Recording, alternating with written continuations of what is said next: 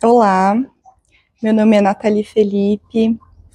Eu nasci e fui criada em Mauá, São Paulo. Nasci no ano de 1988.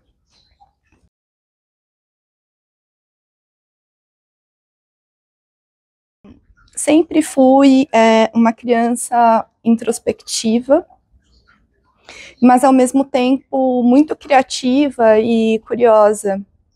Uma das lembranças que eu tenho é de que ainda nos anos iniciais do ensino fundamental, eu descobri a palavra astrônoma e que estava relacionada ao estudo das estrelas e dos astros. E eu achei aquilo incrível. E à noite, eu ficava, às vezes, em noites de verão, sentada na calçada com o meu avô, e nós morávamos numa casa num terreno relativamente alto, em que dava para ver o polo petroquímico, que fica em Capoava. E, obviamente, eu sabia que se tratavam de luzes, mas na minha cabeça eu gostava de imaginar que era um castelo de estrelas, porque à noite aquilo tudo fica iluminado, apesar de depois descobrir qual era a finalidade, a questão dos malefícios, principalmente a poluição que aquele lugar traz, né, para o ambiente, mas é também um espaço de muita possibilidade de emprego para os residentes do ABC. Mas, enfim, o que eu achava interessante era olhar para aquele castelinho de estrelas. Depois eu descobri que para estudar astronomia você precisava fazer muitos cálculos, e aí eu desisti da ideia. Mas tudo isso, toda essa história inicial, para dizer o quanto eu já tinha uma mente criativa e um sentido muito forte no termo de um fazer poiético, né? Poiesis em grego, fazer, ainda que eu não escrevesse efetivamente. E ainda que nos meus primeiros anos de infância, por uma série de motivos, a leitura não era estimulada na minha casa, a não ser pequenos jornais e revistas. Eu fui descobrir a leitura na escola, com que as professoras me ofereciam. Eu estudei a vida inteira na escola pública, em Mauá, e eu descobri a leitura na escola. E foi nos anos finais do ensino fundamental em que o gosto pela leitura se acentuou e a escrita efetiva de pequenos poemas de circunstância, eu diria, começou a aparecer essa escrita circunstancial de poemas. Poemas para datas comemorativas, poemas para alguém da minha família, coisas do gênero. Houve um momento da minha infância em que eu fui criada majoritariamente pelo meu avô, que já era aposentado, foi metalúrgico a vida inteira, participou do movimento sindical, o companheiro Zé Felipe. Minha avó, nessa época, ainda trabalhava fora. E eu me lembro que nós andávamos muito de ônibus, a gente ia ao centro da cidade, e nós andávamos também muito a pé. Naquela época, o nosso bairro ainda tinha muitos terrenos vazios, sabe? Então, era muito comum que a gente visse muitos grilinhos, muitos sapinhos, pererequinhas no meio do caminho. Isso está bem mais incomum. Libélulas, né, porque havia pontos de água em determinados locais, borboletas, passarinhos, muitos passarinhos, Meu avô tem um jardim até hoje, hoje ele não coloca mais, mas antes ele colocava aguinha, comidinha para os passarinhos. Enfim, então eu tenho essa lembrança desse ambiente, e nós moramos a vida inteira, eu moro na rua de trás da casa dele, próximo a uma zona de mata, porque o nosso bairro faz fundos com o bairro do Guapituba, onde está localizado o Parque Ecológico do Guapituba, em Mauá. Eu abro a janela e vejo o Parque Ecológico. Então, até hoje eu vejo vários bichinhos, porque vão esquilos, porque vão saguis, porque parecem tucanos, saruês, né, os gambás. Então, essa convivência com essa ambiência me traz questões para o literário também, né, obviamente. Então, sempre fui muito ligada com essa coisa de bicho, de natureza, assim. Eu nunca dividi muito a cultura e natureza. Acho que essas coisas estão interligadas. Hoje em dia a gente já tem autores que pensam isso de forma radical, e eu acho que eles têm razão.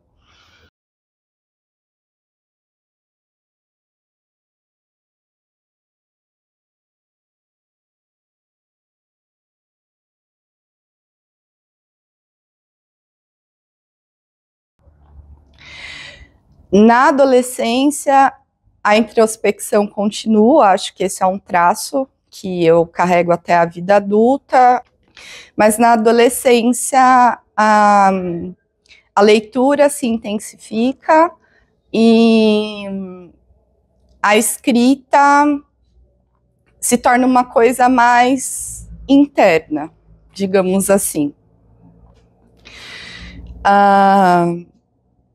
Na adolescência, aos 17 anos, eu ingressei no curso de letras e tive a oportunidade de entrar em contato com mais consistência com o universo literário, que eu já lia antes, porque eu vivia na biblioteca escolar, e eu tive a oportunidade de trabalhar na biblioteca escolar da escola em que eu estudei a minha vida inteira, praticamente, desde o 6º ano até as séries finais do ensino médio. E esse momento foi muito especial, entre os 17 e 18 anos, porque poder ajudar a cultivar aquele espaço, trabalhando naquele espaço, aquele espaço que já tinha me alimentado tanto, foi muito gratificante. E lá eu tinha bastante tempo também, apesar da rotina de empréstimos de livros, de indicações de leitura para os alunos, monitoria, organização dos livros e tudo mais, mas eu tinha bastante tempo para ler. Então eu passava bastante tempo lendo na biblioteca. E esse foi um período em que eu voltei a escrever pequenas coisas, mas eu escrevia num caderno, e eu mantenho esse hábito até hoje dos cadernos, que é de escrever pequenas sensações, pequenos sentimentos, uma ideia que partiu de uma leitura. Isso eu carrego até hoje. Então, entrando aos 17 anos na graduação em letras, eu saio aos 21. Depois eu fiz uma especialização em literatura. Eu me casei nesse meio tempo, porque eu conheci o meu esposo na época da graduação. E depois eu fiz mestrado. A graduação eu fiz na Fundação Santo André, que é uma universidade importante aqui para o nosso ABCD, MRR. E, enfim, a especialização eu fiz na PUC São Paulo, tive muitas experiências positivas. Quando eu saí da graduação, eu prestei concurso público para trabalhar em São Caetano do Sul como professora, e lá permaneci durante 9 anos, dando aulas de língua portuguesa, desenvolvendo projetos extracurriculares de clubes de leitura para os alunos do Fundamental 2, do 6º ao 9º ano. Cheguei a trabalhar como coordenadora diária de língua portuguesa também. Isso foi no ano de 2014. Em 2015, eu ingressaria no mestrado também, na PUC São Paulo, mestrado em literatura e crítica literária, com bolsa CAPES, e eu terminaria o mestrado em 2017, e, em paralelo, eu mantinha os meus cadernos, porque eu descobri, principalmente no mestrado, que eu poderia ler determinados textos de crítica poética, mas sobretudo de teoria, como uma espécie de chave poética por trás. Do mesmo jeito que eu teria um olhar crítico para os textos, para os poemas que eu estudava, por que não ter um olhar literário para os textos crítico-teóricos? Então, eu achava muito interessante ter essa mudança de perspectiva, e trabalhar com artefato literário sempre me causou muita alegria, e todas as leituras que eu fiz criticamente, mas também por uma alegria absoluta de poesia, foram me alimentando e alimentando os meus caderninhos.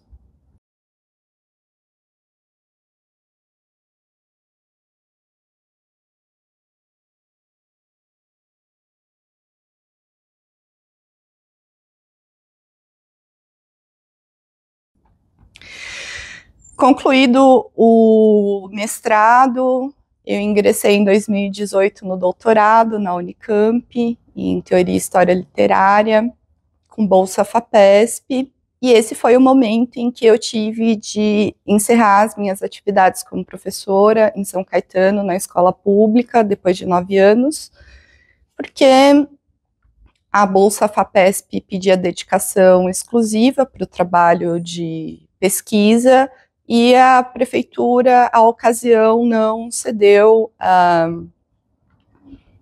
minha licença, o meu pedido de licença não remunerado. Então, eu tive de fazer uma escolha, foi difícil, porque eu gostava muito do meu contato com as crianças e com os adolescentes, eu gostava muito da docência, mas eu tinha um sonho, que era me manter muito próxima à literatura, e eu acho que o doutorado iria me proporcionar isso. Então, eu aceitei e fiz meu doutorado, concluí em 2022, e durante o desenvolvimento do doutorado, que em parte ocorreu na pandemia, eu intensifiquei a escrita nos cadernos e comecei a escrever às vezes compulsivamente, e às vezes também eu fazia alguns desenhos, brincava com os lápis de cor, com os materiais que eu tinha à disposição, e essa disponibilidade, mais do que isso, esse convívio, porque para mim poesia é a arte do convívio, do encontro, me ajudou a sobreviver a uma das fases mais difíceis pela qual todos nós passamos, que foi a pandemia de Covid-19.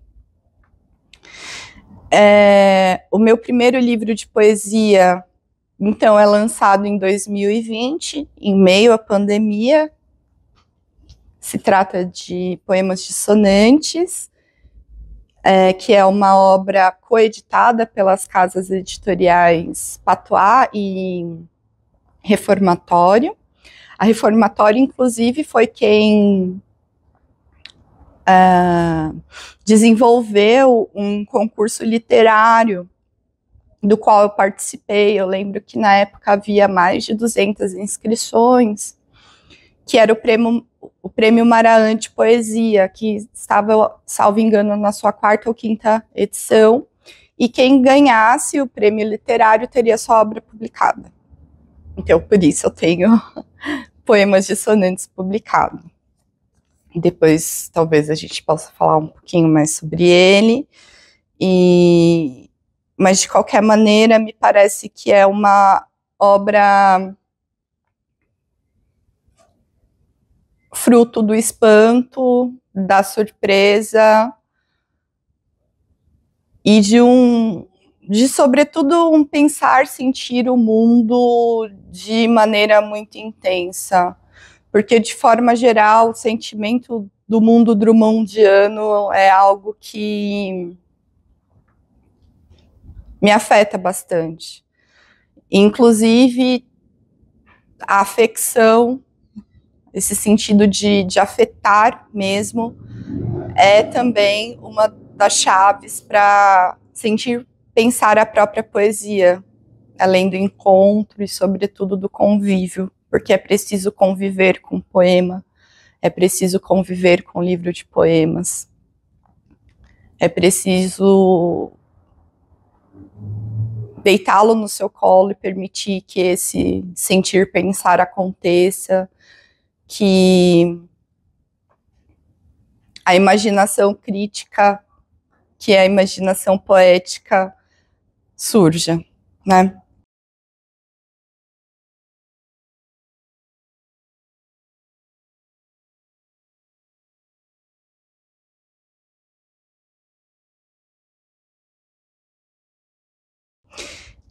Sobre o que eu tenho escrito até agora, além dos poemas dissonantes que eu mostrei, eu também tenho uma plaquete que me causou muita alegria, que foi editada pelo Espaço de Cultura, Livraria e Sebo, Editora Alfarrábio, que é um espaço de encontro e de conforto e de amor e é um dos espaços seguros sobre os quais eu falava antes. E aí saiu pela coleção Perversas, que tem um projeto gráfico, editorial maravilhoso. É uma coleção que publica essencialmente poetas, mulheres do ABC que frequentam a Casa Alfarrábio, que participam de uma ciranda poética e de convívio. E aí eu tive a oportunidade de publicar em 2023 essa plaquete, que tem todo um sentido afetivo com esse saquinho, que lembra o saquinho de pão. E a plaquete se chama Voragem. Trata-se de um único poema que traz uma aquarela. O poema eu escrevi durante a pandemia, depois de um evento muito traumático que eu vivi, e eu precisava reelaborar aquilo, e eu decidi reelaborar poeticamente e ter na minha memória a lembrança de uma pessoa especial, criada poeticamente. Nós criamos poemas e nós criamos memória também. Então, é um poema todo fragmentado e tem aqui a aquarela que eu fiz durante a pandemia. E, bem, na minha vida adulta, eu sempre fui chamada, eu acho que isso é para mim tem a ver um pouco com a minha personalidade, mas eu também compreendo que isso seja uma espécie de molde a qual a maioria das mulheres principalmente da classe social a que eu pertenço, são instadas, que é o cuidado. Então, eu sempre tive uma questão com o cuidado com os outros muito intensa. Eu amadureci muito cedo, devido a questões inúmeras que eu tive que atravessar ao longo da minha vida, e a questão do cuidado ficou muito intensa, principalmente no final da adolescência e no início da vida adulta. Então, cuidar dos pais, cuidar dos avós, principalmente, do irmão mais novo, são questões que me atravessaram e me atravessam ainda.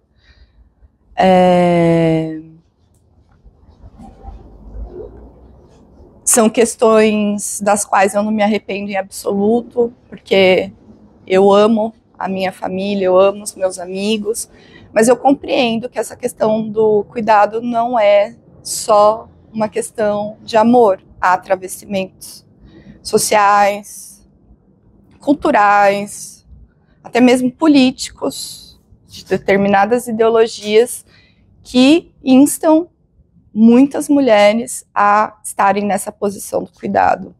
Muitas delas sem ter sido preparadas ou sem simplesmente não podendo, por inúmeras razões, estarem ali, mas são obrigadas. No meu caso, eu sempre gostei de cuidar dos bichos, cuidar das plantas, cuidar de gente. Acho que isso acabou me levando para a profissão que eu escolhi, porque, de alguma maneira, eu cuidava dos meus alunos e eu me preocupava muitíssimo com eles. E quando a gente está sobre a perspectiva do cuidado, nós estamos também numa perspectiva de tensão absoluta, mas, sobretudo, de atenção absoluta. Então, isso me ensinou a olhar as pequenas coisas e comungar com elas, pequenas alegrias. Então, o cultivo do jardim, como é que se planta determinadas espécies, isso aprendi com meu avô e com minha avó. Como é que a gente cuida de um bicho adequadamente, levando em consideração as especificidades daquela espécie também, porque eu tive vários bichos ao longo da minha infância e adolescência. E, sobretudo, amar e cuidar aqueles que me amaram e me cuidaram também.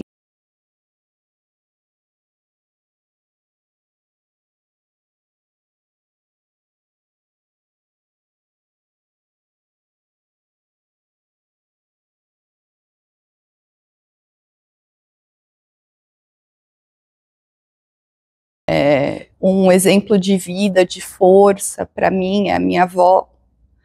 Ela partiu faz mais ou menos 2 meses e meio. Mas eu a carrego comigo, nas plantas que ela me ajudou a cultivar, que eu tenho em casa, no meu coração, e sempre lembro dela. Inclusive, ela habita o imaginário dos meus poemas e dos poemas dissonantes de alguma maneira, como essa voz poética que me incentiva a olhar para as pequenas coisas, a cuidar das pequenas coisas, a ter essa atenção plena, como diria Euridice Fontella, estar em um estado de atenção plena. Depois do término do doutorado, então, que eu fiz na Unicamp, com bolsa FAPESP, eu fui desenvolver um projeto de pós-doutorado, dessa vez com bolsa do CNPq, voltei para a PUC, já tinha feito especialização e mestrado lá, e lá eu pude desenvolver projetos muito interessantes. Um dos projetos, inclusive, foi de entrevista com poetas mulheres falando de suas existências poéticas, de suas existências políticas, de suas existências. E isso foi muito gratificante para mim.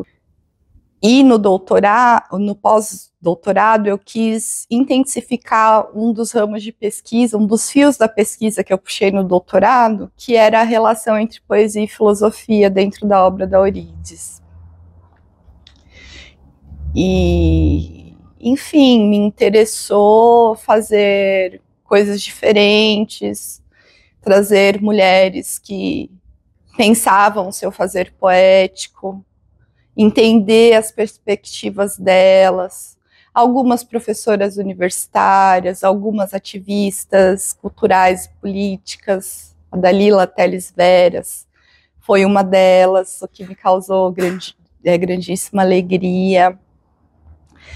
E eu acho que, de alguma maneira, toda essa minha vivência com a leitura, com a literatura, sobretudo, mas também com a filosofia e com a história, trazem interesses específicos de pesquisa, mas também afetam a minha própria poiesis, que é a maneira como eu entendo que produzo poesia, né? A minha escrita é errática, assim como a minha poética, de alguma maneira, também é. Não tem hora, veio a sensação, eu pego meu caderninho e coloco aquilo que depois eu posso elaborar como poema. E a partir do entendimento daquilo como poema, eu fico obsessivamente trabalhando naquele texto. Depois eu largo mão e deixo. É assim que funciona.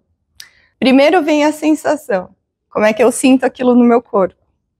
Depois vem a elaboração mais intelectiva, digamos assim, mas sempre vinculada à sensação. Eu gosto de trabalhar com a afecção. E depois vem a elaboração, a obsessão em trabalhar com aquele objeto, com aquele corpo, porque o poema também é um corpo, né? E trabalhar com manuscrito é muito interessante, né? Porque a gente grafa o nosso corpo de alguma maneira na nossa letra. Depois passo para o computador, fico lá pensando, leio em voz alta. Não sei, eu gosto de brincar. Gosto de brincar com as ideias, com as sensações, com a forma dos poemas.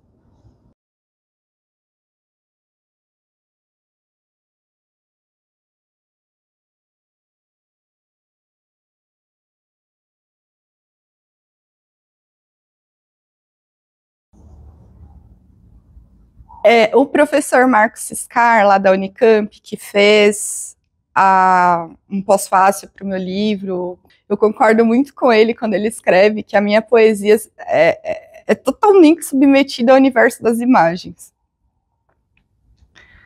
E eu acho que é isso mesmo. Eu acho que a questão visual está muito presente, nada é por acaso.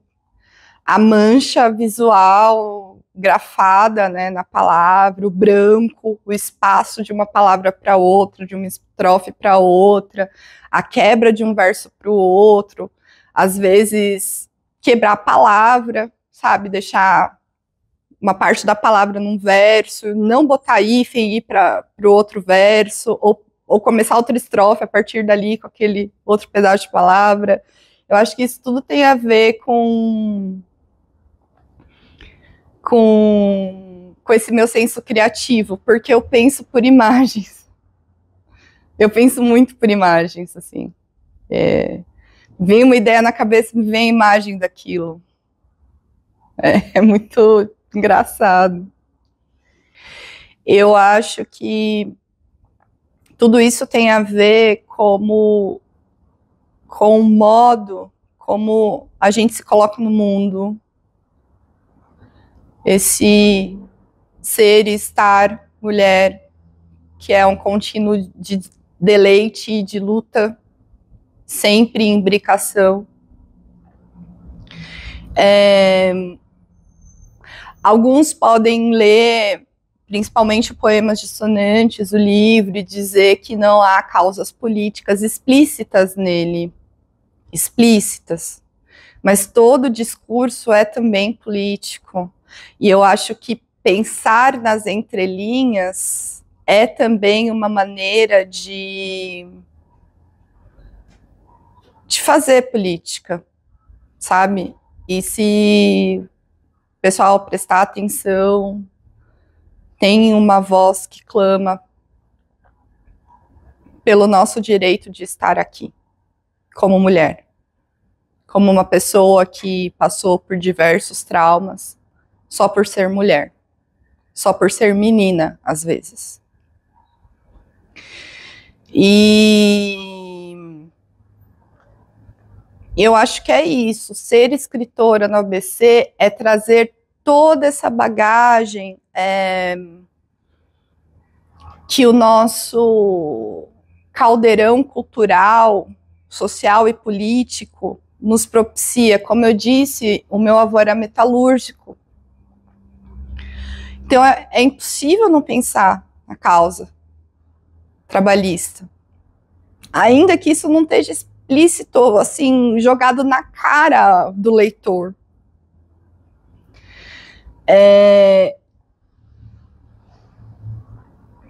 Ser escritora mulher no ABC é estar imersa em uma ambiência cultural e política única, diversa ao mesmo tempo, porque nós somos um celeiro cultural feito essencialmente por imigrantes e migrantes. Meu pai é maranhense, ele foi filho de pais cearenses. Os meus avós maternos que me criaram são de Caruaru, Pernambuco. E o meu pai veio se estabelecer no ABC, conheceu minha mãe, filha de pernambucanos, que também se estabeleceram no ABC. Isso também é algo que não pode ser negligenciado na minha prática poética.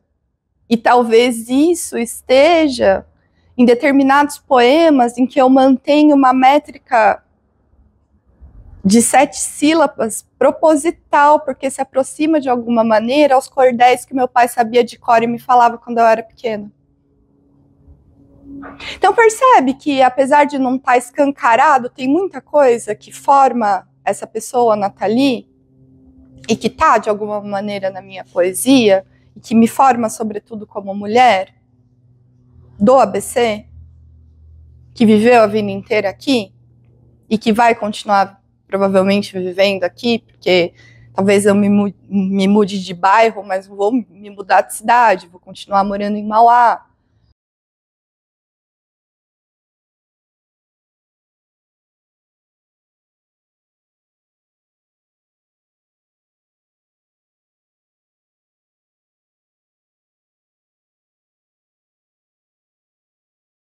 E eu diria para as minhas companheiras de ofício,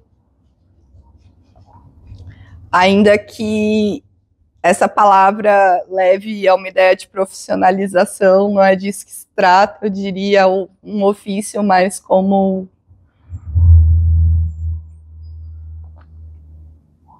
uma arte mesmo. Eu diria, escrevam e não estejam sozinhas nunca. Juntem-se a nós, porque estar sozinha é muito ruim. Eu já estive sozinha durante muito tempo e é muito ruim. Quando você pode conversar com as suas companheiras, quando você pode falar sobre arte, literatura, vida, política, trivialidades, coisas sérias e tudo isso junto, e tudo isso que forma o que a gente é muito bom, porque a gente faz comunidade. Então é isso, assim, o espaço do ABC é um espaço de formação de comunidade, de comunidade. Ainda que as diferenças sejam respeitadas, As diferenças que eu digo são as particularidades, cada um tem a sua história, cada um tem o seu jeito de escrever, cada um tem a sua vivência, mas vamos nos juntar para que tudo isso seja, para que uma possa aprender com a outra. E foi isso que aconteceu quando eu vim para Alfarrábio, vim trazida pela minha amiga querida Márcia Plana, também escritora, também professora, também poeta. E a partir do momento que eu conheci vocês, os Sábados Perversos, com escritoras maravilhosas, com amigas maravilhosas, eu me transformei. Eu floresci de novo, depois de um momento de muita dor. É isso.